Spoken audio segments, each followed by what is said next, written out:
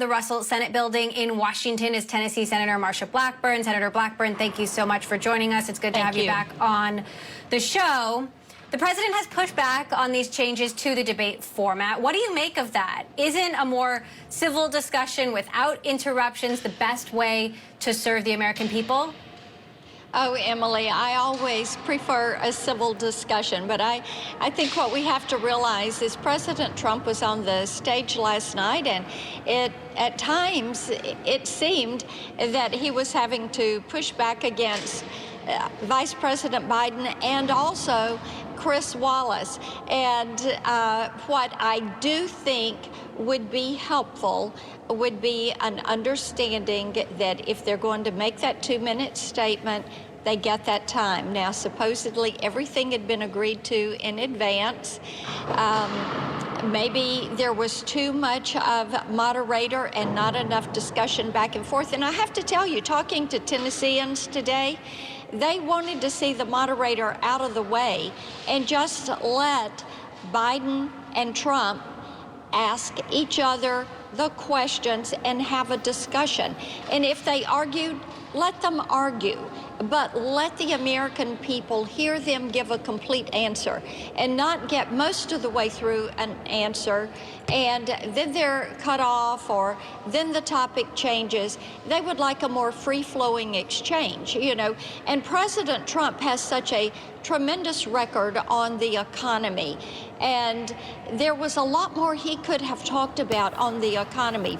Vice President Biden never clarified his remarks around court packing. He never clarified his remarks around the rioting and the anarchy that is in some of the cities, around defending the police or defunding the police. So there were a lot of things, and there was confusion that the vice president had on stats, and he would stumble a little bit there. So it's fair to say, should the president just have said, talk some more, just talk and see if you can finally work yourself around to an answer? Now, the president also wouldn't admit to his $750 federal income tax bill. He refused to denounce white supremacists. What do you make of that?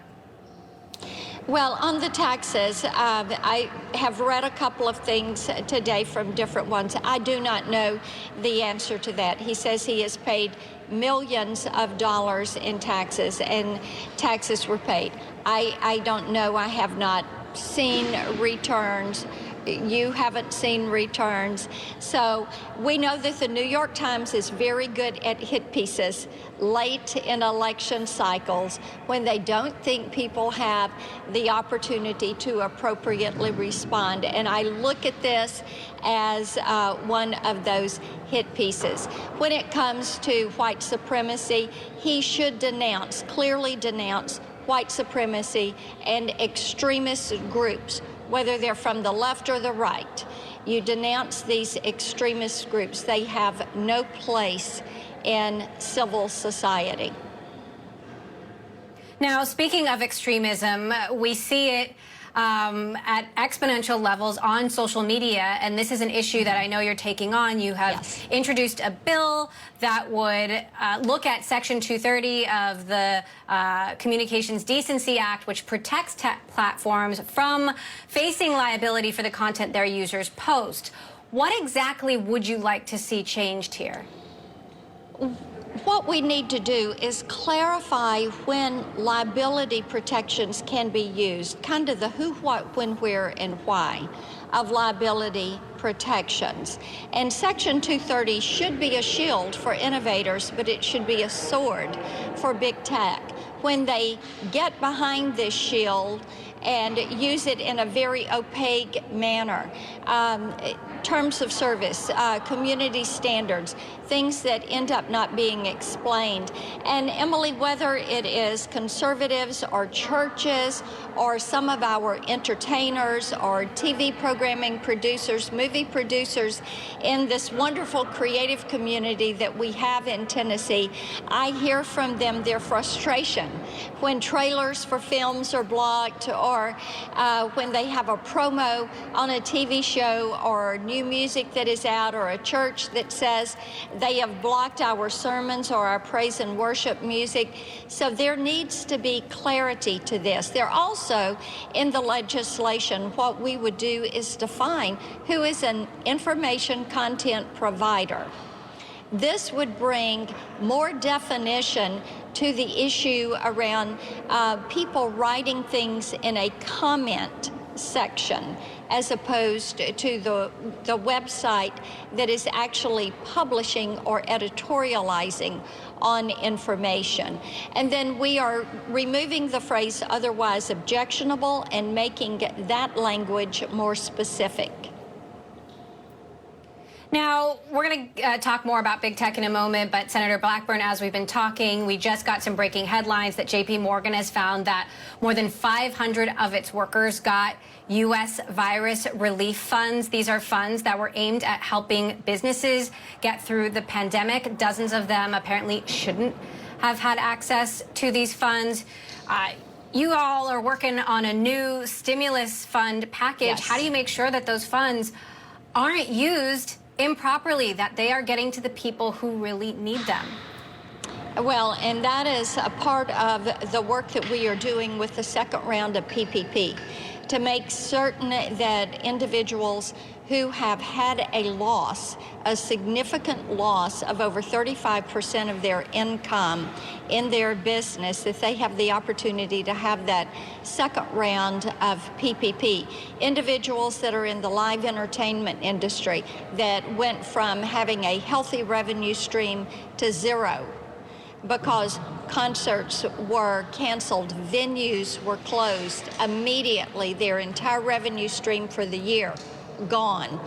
And we're being very careful about this. Marco Rubio, who is chairing the Small Business Committee, and Susan Collins have worked very carefully on this. There is a lot of conversations between small businesses and senators on this issue. This is an area that has had bipartisan agreement.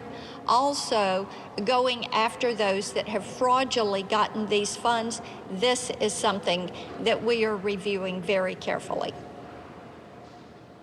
Meantime, we've also just learned that the Senate does have enough votes to pass the stopgap funding bill, the vote ongoing, but enough votes to pass. What's your reaction to that? Making certain that we don't have a government shutdown is important. I am disappointed that we're not getting some of the conservative provisions that we would really like to see, items we would like to have a vote on. We're going to continue to work on this. We'll see where this goes, and then we have to turn our attention to the Phase 4 bill. You know, I really wish the House would take up the bill that we had worked on in the Senate that dealt with the PPP, more money for schools, more money for vaccines, repositioned some of that $1 trillion that is already in the pipeline rather than appropriating additional money. We have to work ourselves back to a recovery economy. It is going to be important that we do that. There are going to be some sectors of the economy that are going to need more attention than others. And Emily, we have to be very attentive to that. And I tell you, we just appreciate hearing from people and getting their input and finding out where the pressure points really are in the day-to-day lives of so many small businesses and so many different entities, manufacturing sectors, things of that nature around the country.